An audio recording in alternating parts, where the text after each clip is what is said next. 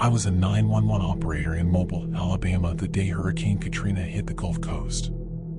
We started getting lots of calls from New Orleans and the Mississippi Gulf Coast for some reason. I guess they started routing to us after all the 911 centers to the west of us started going down. Anyways, I got a call from a woman who said she was trapped in her house on Gordon Street between Florida and Law. I was confused at first because we have a Florida street in Mobile, and after checking and double checking and not being able to find her address, I asked her what city she was calling from and she said, "I'm in New Orleans." I tried to route her to New Orleans 911 and New Orleans Fire Department but could not get through. She started screaming and said the water was coming up into the attic where she was. I told her to find something heavy and break the attic vent out so she could get onto her roof, but the vent was too small for her to crawl through. She sat down and started crying. I told her I would stay on the line with her for as long as she wanted me to. I stayed on the line and listened as she cried, prayed, cussed, and prayed some more. A little while later I could hear her struggling to keep her head and phone above water, then the phone went dead. To this day I do not know if she lived or died. I quit 911 3 months after Katrina. Story 2. My mom was a 911 dispatcher in the early 90s. I was 5 years old in Washington State. When I got older, I remember asking her about some of the calls that she could still recall. One, in particular, was pretty bad. She was working one year on Halloween night, and around 10 or 11 p.m. she had a call come in that a couple of guys were driving around town with a dummy or something dragging behind their truck. The dummy was falling apart and pieces of clothing and plastic were being torn off and scattered around the city. Being Halloween, it seemed like a prank, but she had a patrol car trying to find and stop the truck. As time goes by, more and more people started to call about it. Eventually, the patrol car caught up with the truck, and it turns out that it was a person.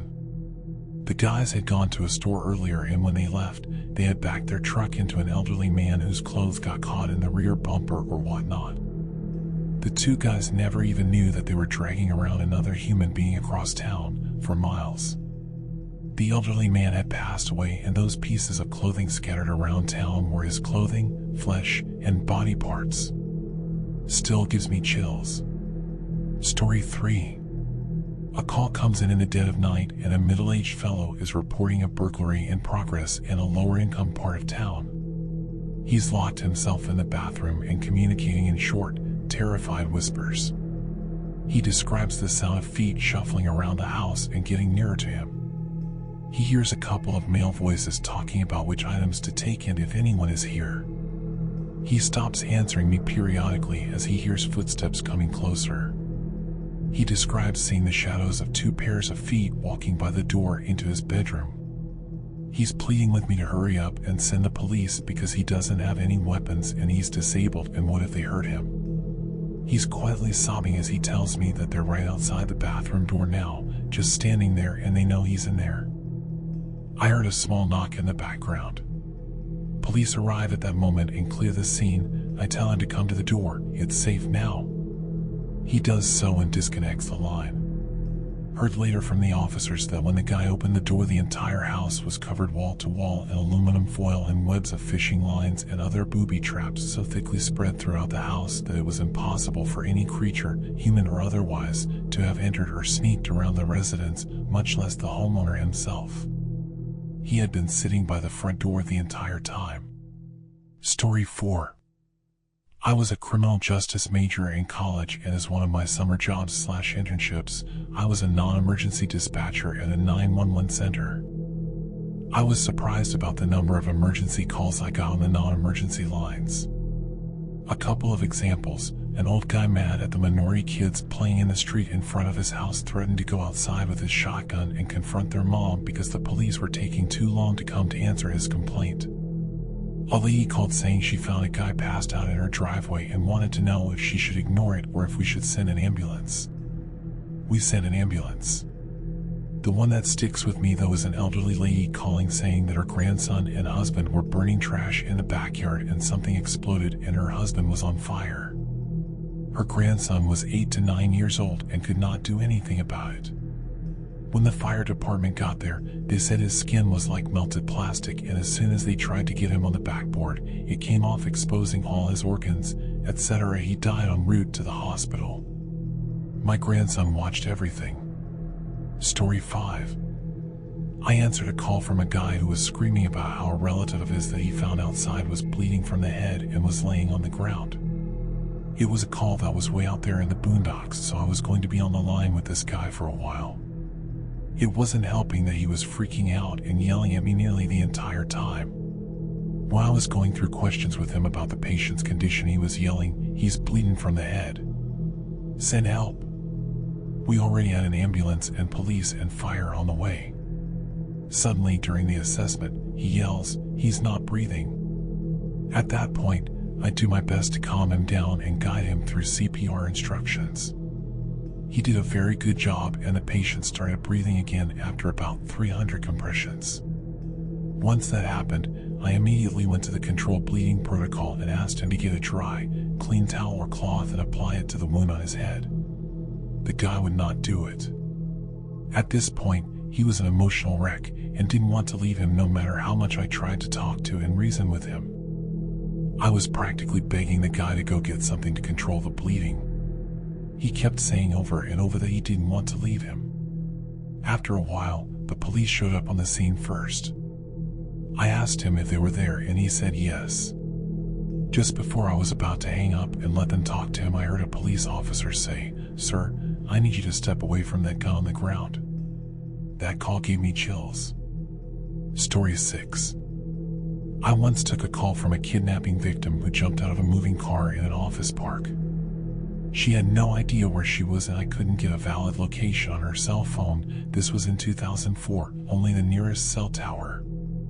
Usually, I would ask a caller in her situation to start looking in mailboxes for mail with an address on the envelope. But this was an office park with mail slots that she couldn't access. She was running for her life while I was on the phone with her, hiding behind dumpsters and bushes while the kidnappers patrolled the office park. The terror in her voice was gut-wrenching. She had already been beaten, and she was afraid that if they found her, they would kill her. After about 5 minutes of this terrifying call, she was finally able to find a business sign on one of the windows in the complex. I frantically searched for the business address, and the radio dispatcher aired the location, to which at least a dozen officers responded. They found the suspect vehicle pretty quickly, and a short-foot chase ensued. The K-9 officer ended that in no time. The first officer to reach the caller ordered a victim's advocate because of the condition she was in. I had to take a few minutes off after that call. Story 7. I was a 911 dispatcher in my very small hometown. On my first night on my own, without guidance from my supervisor, I had a call that there was a bad accident slightly out of my jurisdiction and that a group of young men was involved, including several of my childhood friends. I was recently graduated from high school. I knew there had been a fatality, but I didn't know who it was, and my speculations were quite scary as I waited to hear. My job was to contact the family of one of the boys in the accident and to tell them which hospital he was taken to. I knew the kid, and I had to tell his mom he was in a serious accident, but I couldn't identify myself. Then she called me back when she got to the hospital that they couldn't find her son. We went back and forth several times as I tried to figure out where the disconnect of information was. Eventually, I found out they couldn't find him because he was in the morgue. He was the one who died. I felt like an idiot for telling his mom to go to the hospital, but those were my instructions, and it was the best information I had at the time. I later made the mistake of talking to EMS who were on the scene for that wreck and asking for details. My friend had been entrapped while the driver was able to get out. Flames began to spread in the car, but they couldn't get my friend out. EMTs pulled on his arm, trying anything to get him out, but it was so hot his flesh just came off. And he died screaming, alive, and burning to death. Probably the worst way to go, and my colleagues had to stand there watching it all happen. Those images have burned themselves into my mind permanently. I went to my friend's funeral and couldn't say a word about what I knew about the accident. People say things like, he went peacefully, it was on impact. Well, that wasn't true at all, but it was a nice sentiment to spread, and I would never correct it. I think I was probably the only person there who knew what happened, and that was both comforting and very difficult to manage. I was haunted for a while. I didn't do anything wrong, but someone I knew and cared about died horrifically, and I couldn't share those details with anyone who knew him. My family and friends pumped me for information, small town, and I shared as little as possible, which was the right thing to do in all ways, but it was still hard not to be able to talk about it. I did tell myself that I would never have a call worse than that, and in 6 years of dispatching, it was true. My first night was my worst. Story 8. I work as a 911 operator/dispatcher in Florida. Last week I took a call from a woman who sounded pretty scared, whispering into the phone, who said that somebody was breaking into her house. This isn't the first time this type of call has come in, but it's always been a friend or a relative coming over unannounced, or a mentally unstable caller thinking that a plant on a table wrapped behind a window curtain is a burglar. True story. As such, I was gathering information but was not yet convinced that it was a legit burglary. A minute into the call, the woman says she hears a gunshot in the background. I don't hear anything, but know on the screen that per the caller shots have been fired. Just then I hear something close enough to the phone that it sounds like it's coming from the next room over. Obvious gunshots. At this point, it hits me that, yeah, this is happening, and this was either a home invasion or somebody is defending their home with force. I quickly ended the call and passed the caller to the sheriff's office for their portion of the interrogation. Hours later, a hospital in a neighboring county called and asked if we were looking for any gunshot victims. They had a drive up without any good explanation for how it happened, and it happened to be one of our burglars. It had been a relative of my caller who came across the burglars in the house and opened fire on them, hitting one before they took off. Story 9. I am not a dispatcher, but I had to call 911, and the situation still horrifies me. I had just gotten off work and was at my apartment. I was 19 and my friend, Tyler, was 16. She came up to visit me and we were hanging out with my roommate, the boyfriend's bestie, and his girlfriend. My roommate was drinking and wanted to show us a shotgun he had just bought. I am military police, so obviously this was a bad idea and a felony since he was drinking. He got it out anyways and ended up shooting Tyler. Her leg was blown off. I called 911 with Tyler, my roommate, and his girlfriend all screaming their heads off. As I was calling 911, I was directing my roommate on first aid. When the paramedics got there, they told me if I had waited even just a minute longer on directing first aid, Tyler would have died from blood loss and shock. Afterward, I had to clean the apartment. The mess had not been cleaned by the authorities. There was a major investigation because of that, so I had to clean the blood and pick up the tissue, skin, and bone that was all over the living room. It was horrifying, but luckily for me, being military police helped me stay calm during the situation. It still haunts me today. I hear all the screaming and I remember the look on my roommate's face when he realized what he had done. The look of complete horror and guilt. None of us have been the same from it. Story 10. Do not work there anymore, but I worked nights and operator services for 10 months at BT. I was the British Telecom employee who asks which service you need and passes your details through to the local service. We were a 24-hour center that took calls from all over the UK, including Ireland. A few spring to mind, chiefly the one call I was 100% sure someone had died when a mother called having found her daughter dead in her bed surrounded by pills. The rules say you must remain on the line in cases of extreme distress or the case of very young or old callers, in case the caller is unable to articulate and the other operator needs help/details from our system, so I had to sit and listen to the fruitless efforts of a distraught woman desperately trying to resuscitate a body which had been cold and dead for probably 4 hours. Different but equally sad was the old woman who called wanting the police, saying she had been kidnapped and was being held in a strange place against her will. The number came back to a nursing home, and a nurse soon came on the line apologizing, saying she has dementia and keeps forgetting she had moved out of her house years ago. I still had to call the police on her behalf just in case though, since if the caller asks for the police, you are legally obligated to connect them or pass whatever details you have onto the police anyway. Finally, and possibly worst, an awful Christmas Eve where either there was some catastrophic technical fault or they badly messed up the staffing levels that year in that part of London, but calls were just going unanswered by the emergency services in part of the city. The longest I had someone on was 45 minutes to get through to the ambulance dispatch. The standard procedure was to cycle through 3 different numbers for that service and neighboring ones who could respond, and then inform the supervisor, who calls an escalation line to get the call answered. I shudder to think how many people suffered from lack of access to vital emergency aid that night. Story 11. Been working as a police call taker for 3 months. We take calls from multiple police jurisdictions. We cover a large area and a variety of communities. A couple of highlights from my short time here so far. The mother found her son's suicide note in his bedroom. We go through the standard questions: last known location, cell phone, description, method, mode of travel, previous history, etc. While I was waiting for members to arrive at her home, she told me about him and how he was supposed to go on a 7-day trip with the Coast Guard the next day. The phrase she said that sticks with me are "my heart is in my boots," not a popular saying where I'm from. Members arrive, and so I disconnect so she can speak with them. 1 minute later, I see an update in the file, already hung in the backyard: body is cold. He was right outside the window the whole time we were talking. A girl I graduated high school with went missing over the weekend while I was on my block. I took a call from someone that had seen her right after she went missing and gave a description and directions for travel. They don't find her.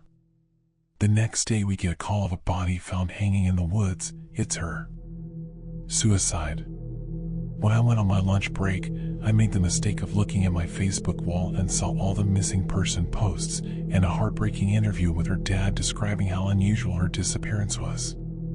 She was a sweet girl. I remember going to the fair/carnival with her and her friends when we were 14. As part of our training, we listened to some of the more intense calls. The worst one was one of a woman whose boyfriend shot her in the mouth. The call starts with a baby screaming and howling in the background and some gurgling and groaning from the woman. She's only half conscious and barely managed to dial. She was able to tell the call taker her boyfriend shot her and which way he went. She also kept repeating, "I'm going to die. I'm dying." The gurgling, sobbing, and constant howling is something I'll never forget. She survived somehow though, so that's good. A woman in the apartment sobbing uncontrollably, saying she can hear her neighbor screaming, "My baby is dead." The caller says she has 2- and 3-year-old kids. Once the police get there though, I see the update that the deceased was like 50 to 60 years old though. So not entirely sure what was going on there. We had like 4 to 5 callers for that one, so the file was a mess. Story 12. So, I've had plenty of heartbreaking calls, but the one that keeps me up is because it was so weird and disturbing rather than tragic. So set up, I work medical and we cover a fairly large geographic area. Calls come over with minimal info from the first call takers, so we know the location and that it's a medical issue. Okay, tell me exactly what happened. Standard first question. A young sounding woman replies pretty calmly but energetically. "My back hurts, and Uncle Ricky is real." She proceeded to explain that she had chronic back pain and that she'd been in the hospital the day before because of it. But they didn't refill her meds while she was there, and Uncle Ricky made her throw her old ones out. The more we talked, the more irrational and erratic her answers got. I ask her to make sure the door is unlocked and pets are put away, and she says the door is open. Then she tells me about her cat and that it's already outside. Don't tell Uncle Ricky about her cat. He made them kill the last cat she had. Her dad and her cousins. They killed all the cats. But they're locked up now. She named all her cats for me. There were a lot. She mentions that there's a Sasquatch outside. She can see its eyes in the woods. She kept this up for 20 minutes. Just before the ambulance arrives, she starts talking to someone who got there first. It's a patrol car that had been quietly sent.